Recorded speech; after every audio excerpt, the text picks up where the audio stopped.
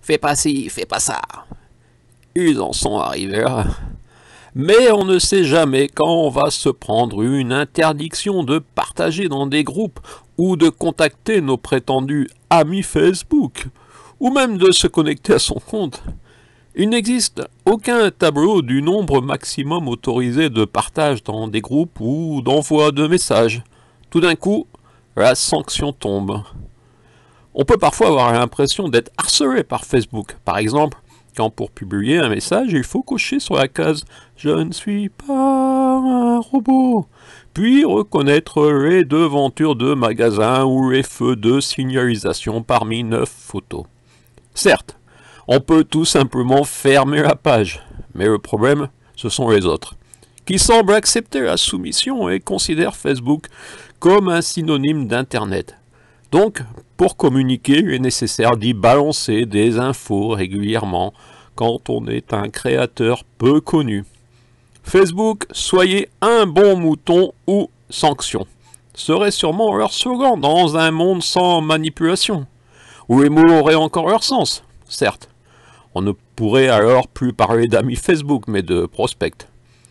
Naturellement, cette exigence de soumission, ce côté presque aléatoire de la sanction, doit bien avoir un but. Je n'en ai trouvé qu'un.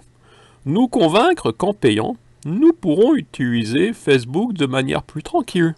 Si tu payes, tu deviens membre premium. Ce n'est naturellement noté nulle part, c'est un résumé d'utilisateur chroniqueur. Soit tu payes, soit tu t'écrases. C'est un peu la soumission classique de nombreux endroits sur cette terre.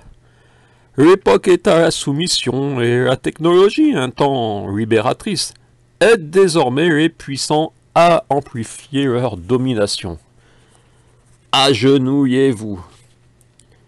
Mais vous pouvez également obtenir des soumis en gérant un groupe, en servant la machine, en collaborant à sa logique. Vous avez l'impression d'être plus important que les membres de cette communauté, car vous pouvez les censurer, et même les exclure du groupe.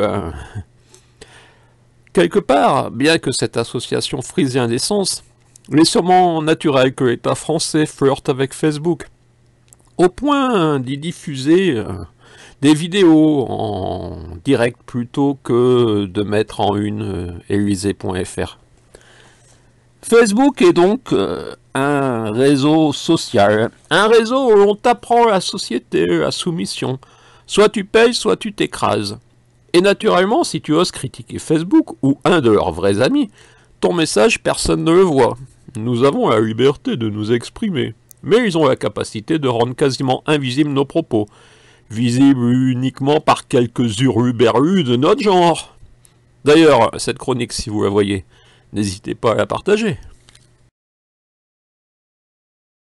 6 mois plus tard, toujours rien. Le silence de Monsieur le maire peut sembler inconcevable, car il apparaît comme une approbation des propos et du comportement de sa représentante du 12 août 2018.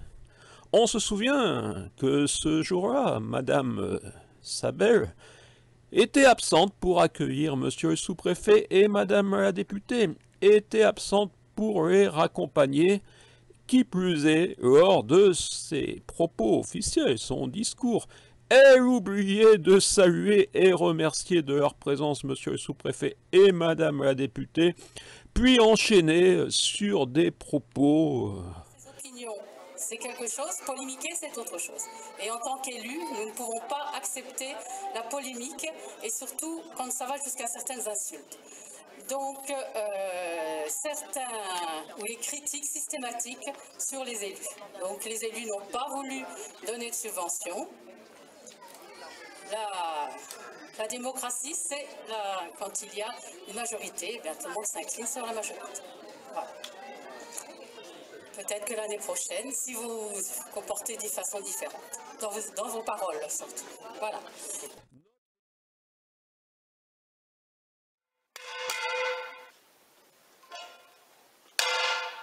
Ah mon culte, pas besoin de gilets jaunes.